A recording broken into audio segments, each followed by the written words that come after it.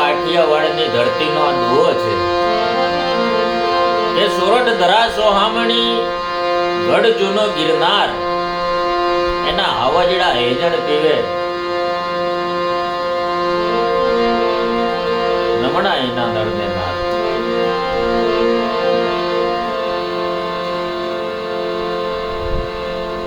જે સરોવરનું જે કાંઠાનું પાણી માણસો પીતા હોય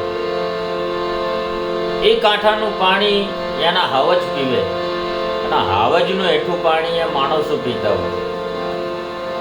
એટલે સૌરાષ્ટ્ર કચ્છ કાઠિયાવાડના માણસો હાવજ જેવી હિંમત ધરાવતા હોય. એ બીજે ઓછા મળે આવા બધા. પણ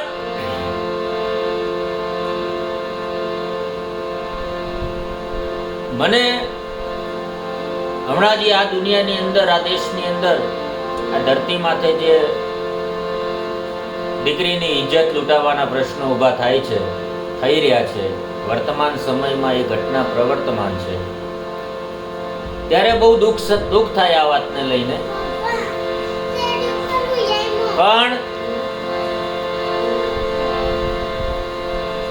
આ વાતને લઈ અને મને એક સૌરાષ્ટ્રના બારવટિયાની વાત યાદ આવે છે.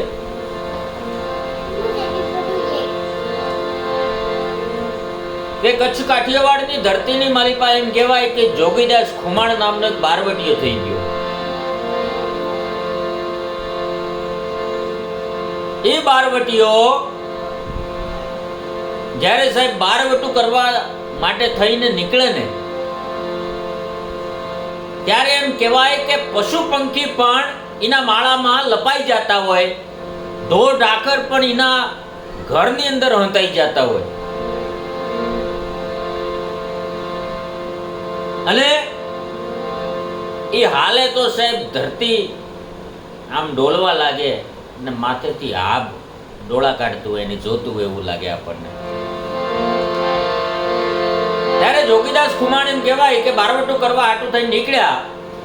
બરોબર એમ કહેવાય કે વગડાની મારી પાસે વચ્ચોવચ્ચ પૂગે છે અને વગડાની અંદર ગાયોનું કેટલું ધણ લઈને એક 17 વર્ષની દીકરી એ ગાયોને એ ભેંસોને ચરાવી રહી છે. ત્યારે એ જોગીદાસ ખુમાણ ત્યાંથી નીકળ્યા અને દીકરીને એકલી જોઈ અને જોગીદાસ ખુમાણે સાહેબ દીકરીને પ્રશ્ન કર્યો. 17 વર્ષની દીકરીને પ્રશ્ન કર્યો હતો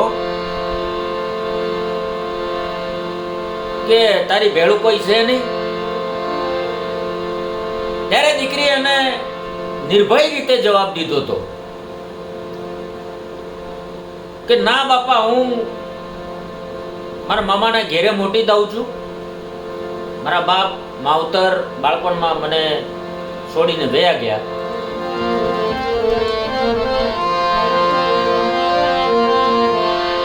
ત્યારે જોગીદાસે એમ કીધું કે એમ નથી પૂછતો બેટા, હું તને એ પૂછું છું કે તું આ વગડાની માલિપા એકલી ગાયું ગોધણ ચરાવે છે, ભેંસું ચરાવે છે, તો તને બીક નથી લાગતી? ત્યારે એ 17 વર્ષની દીકરીએ એવો જવાબ દીધો તો ભાઈ કે અમારા ગામમાં એક જોગીદાસ ખુમાણ કરીને બાપુ રહે છે અને એ જોગીદાસ ખુમાણ અમારા ગામમાં રહેતા હોય અને કોના બાપની તેવડ છે કે અમારા ગામની દીકરી બહેનો ઉપર નજર માંડી શકે? કોના બાપની ત્રેવડ છે? કોની માએ સઠીનું ધાવણ ધાર્યું છે? કોની માએ હવા હેર હૂંઠ ખાધો છે?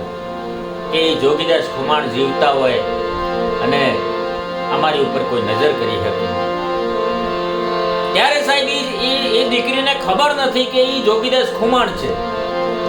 એ દીકરીને વાસ્તવમાં એ ખબર નથી કે આ એની સામે ઊભા રહીને જે પ્રશ્ન કરે છે ને એ વાસ્તવમાં જોગીદાસ ખુમાણ છે એમ દીકરીને ખબર નથી.